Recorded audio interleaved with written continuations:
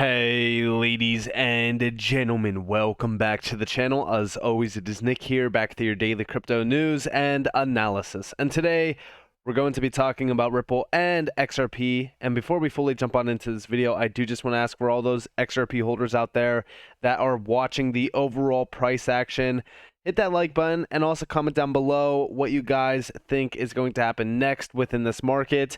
By the time that this video does go live, we're going to see a lot of different price action than what you guys do see on my screen right now. I am looking at a lot of these charts and I see us at major resistance, which tells me we will most likely see a pullback today after the CPI data comes out. By the time that this video does go live, we would have already have seen the CPI data. We already know what happened with the overall charts because this will be going live at noon. I'm recording this about an hour before the CPI data. But one thing that I will say is everyone out there is saying that the bottom is in for crypto and that we're getting ready for the major bull run to resume, all that kind of stuff. And I just want to say it's not going to be as easy as 1, 2, 3 to predict. And, you know, when we really kind of look at a lot of things around this market, I will say one thing, right? Bull or bear, it does not matter. One thing that I want you all to sit back and reflect on, it's more so us being humble, right? For those out there that do have the money to invest, and if you guys do have that, you know, disposable income that you can reinvest into certain things like crypto, I want you all to consider yourself very lucky. I think that a lot of people kind of lose this sort of aspect in this market and lose this aspect during times like this. But if you have, you know, extra income at the end of the month to invest in these markets and you know, just invest in general, I want you all to understand how extremely lucky you are. I think that this chart really kind of puts things into perspective. So this is just posted by Nick Garrow over on Twitter, and we do see the savings rate just collapsed down to 2.2%, the lowest level ever. Means Americans are running out of money. Last time it was this low was 2006 to 2007, right before GFC. Major recession warning, expect a big decline in consumer spending in 2023.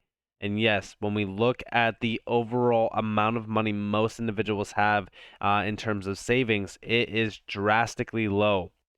You know, CPI data will come out today. I'm expecting 6.8%, 6.6%, somewhere within that range. And we all know that it's a lie. Listen, a lot of these numbers are made up. A lot of them is just, you know, to allow for the Fed to do a certain thing, for, you know, the US to say, hey, things look good, this, that. We've seen it with the jobs number. We've seen it in the past.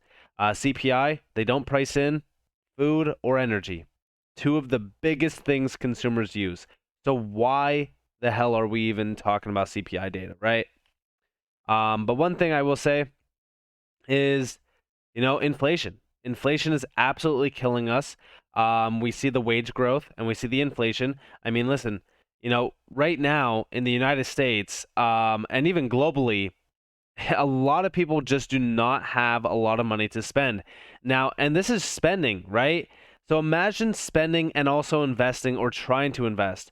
I mean, it really is killing a lot of people financially. And I think that right now, if you do have the money to invest, and if you have money to, you know, have on the sidelines, maybe you're, you know, holding some money for whatever happens while still investing, you are extremely lucky. So I just wanted to let you guys know that, you know, hey, are we rich right now? No.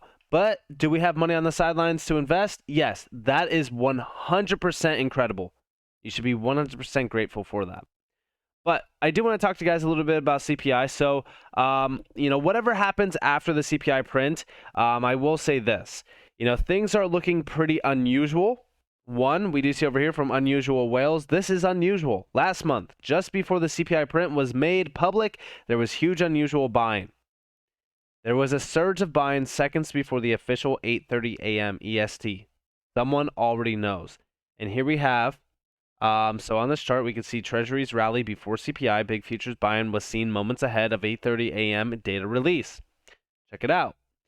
And we do see U.S. government officials said they weren't aware of any early leaks of closely watched inflation data Tuesday following a surge of Treasuries buying that took place seconds before the report was released per Bloomberg. Very interesting. In my opinion, yeah. I think that a lot of insider trading is happening. I think that there's a lot of corruption here. And I also think that the CPI print is manipulated.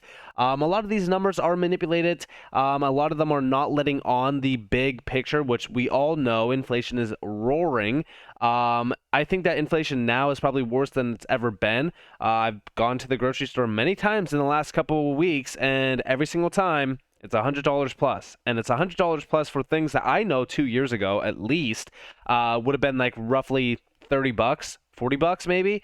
So it's astronomically, it's a big difference, and it's astronomically manipulated in terms of the CPI print number. But also, I agree with Tony over here, Tony. Bitcoin USD update. And all the usual whales or clowns, sorry, all the usual clowns come out today calling the bottom at resistance. Now we are at resistance, so no, I'm not calling a bottom, as I see no point either. I will look for shorts if we deviate and drop, or long if we flip the supply into support. And yes, this is what everyone should be watching for. Don't trade emotion. Look at the chart. See if we flip that support range or the supply zone into a support range, and then look at it from a perspective on like, okay, what will happen next? Because a lot of people just look at this and say, okay, well, hey, Bitcoin broke out, so that means Bitcoin's going to 20K plus, and the whole market's going to follow. No, not necessarily. When we look at this price chart, we're at major resistance. The last resistance point that we seen this at was back in December, where we came down and tested the lows of like 16K. I've been looking at 15.8K to retest it, which would be right around the same demand range as previous to December. And this would be a perfect retest, and then we could really kind of look at what happens next. Could we go lower? Sure. But what I am looking at is a buying opportunity in this market, which again, going back to my initial statements, yes, if you do have the money to reinvest into this market, then you are very, very lucky. But also, I want to focus on some other news. So besides the CPI print, Ripple has been expanding. And we do see Ripple's Korean partner CENT announces expansion to the U.S. So Ripple partner CENT to power the U.S. South Korea cross-border money transfers. It's pretty big. Now, will they be using XRP at this instance? It's hard to say, right? They already do utilize on-demand liquidity, but I don't know if they will be using it within the U.S. We do see, interestingly enough, CENT has been a Ripple partner since 2020. And we do see the standardized process of integrating Ripple technologies, namely RippleNet and on-demand liquidity, makes connecting with partners in the region easier and provides fast, convenient, and cheap money transfers. As we reported by U.Today, in December, CENT joined forces with another RippleNet user, Currency Cloud, in what appeared to be the latest move to expand into the North American and European markets. Partnership is key. Ripple's presence in Asia, and particularly in Southeast Asia, is quite large. If you look at the news of the achievements of Ripple and its partners over the past few months, you could easily sketch a map of the region in your head. Between Malaysia, Thailand, Singapore, Japan, and South Korea, Ripple's partner network covers almost every major country in Asia. This explains the fact that XRP trading takes a large chunk of the total volume on many of the region's crypto exchanges. And yes, I think that a lot of people underwrite how large of a presence Ripple does have in the Asia area. It's crazy. Now, also, with this news, I do think that we will see a lot more expansion from Ripple. One thing that I do want to mention is the overall focus from Ripple's general counsel. We do see Ripple unveils crypto utility focus for 2023. XRP price in green. Details. We do see Ripple's general counsel anticipates judge ruling in Ripple's lawsuit in the first half of 2023. Once we do see that ruling, whether it be good or bad, everything's going to change from there on out. If we do see a good, ruling, then guess what? Ripple gets to expand rapidly. We already know that there's a lot of US-based partnerships in place. We also know that Ripple does want to expand rapidly in the US as well. So I think this is going to be very, very exciting for any XRP holders out there. But also, we do see the Ripple leadership team is certain crypto utility will play a major role in 2023. Companies able to master the on-ramps and off-ramps to crypto will earn a significant competitive advantage for years to come. And we do see the report comes as what does 2023 hold for crypto and blockchain in a word utility? This was the watchword of nearly every Ripple executive that weighed in with predictions for the year. Most of the expectations for crypto this coming year involve its application for real-world utility. Greater utility lies at the root of continued institutional adoption of crypto and blockchain. At the time of publication, the XRP price was in the green, up 4.39% in the last 24 hours at about 36 cents. Notably, XRP is outperforming the top 10 in daily gains. So yeah, when we look at this, we are focused on the big three: lawsuit win, adoption, and utility. I do think that when we look at the overall lawsuit, if we do see a win for Ripple, which in my opinion, I have no doubt that they will win, I believe that this win is going to be huge, and I do think that it's going to lead to a domino effect. I think that liquidity itself is going to be a problem globally for a lot of major institutional clients. And who are they going to turn to? I believe that Ripple will be the key player. And I think that there's going to be a massive shift that happens. And I think that's going to be great for those out there that do hold XRP. And I think that it's going to be an incredible year for XRP as well, simply because, if we do see that win, then adoption and utility will follow through. Also, that win will set a precedent in crypto that it's not about speculation anymore. It's about utility. I think that XRP from there on out will be massively adopted. There's going to be a ton of volume being moved, and XRP itself is going to be a big giant in the room, because when we look at the amount of volume that it will be shifting, it's going to be substantial. I just recently seen a thing on Twitter where a lot of people were actually talking about the volume that was moving over XRP currently.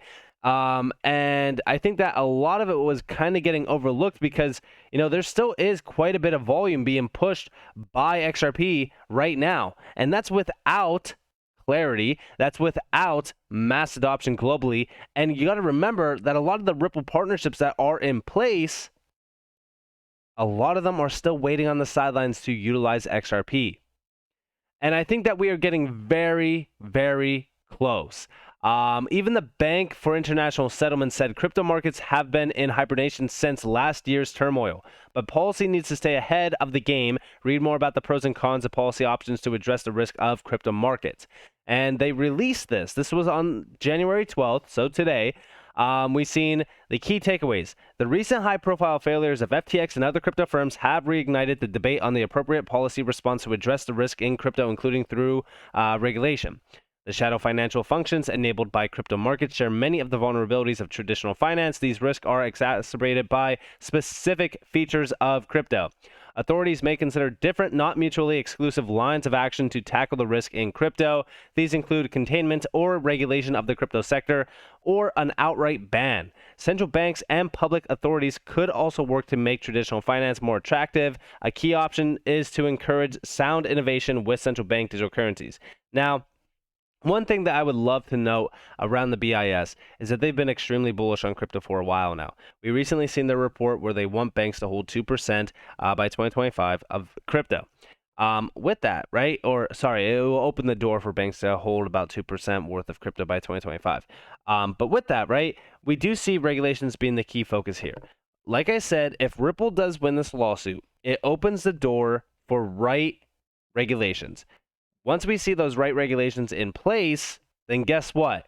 Crypto itself will be on fire, and it will be spreading everywhere, and institutional grade adoption will increase substantially. We will see institutional grade FOMO coming to the space, and it's going to start immediately after that rolling, because everything will change.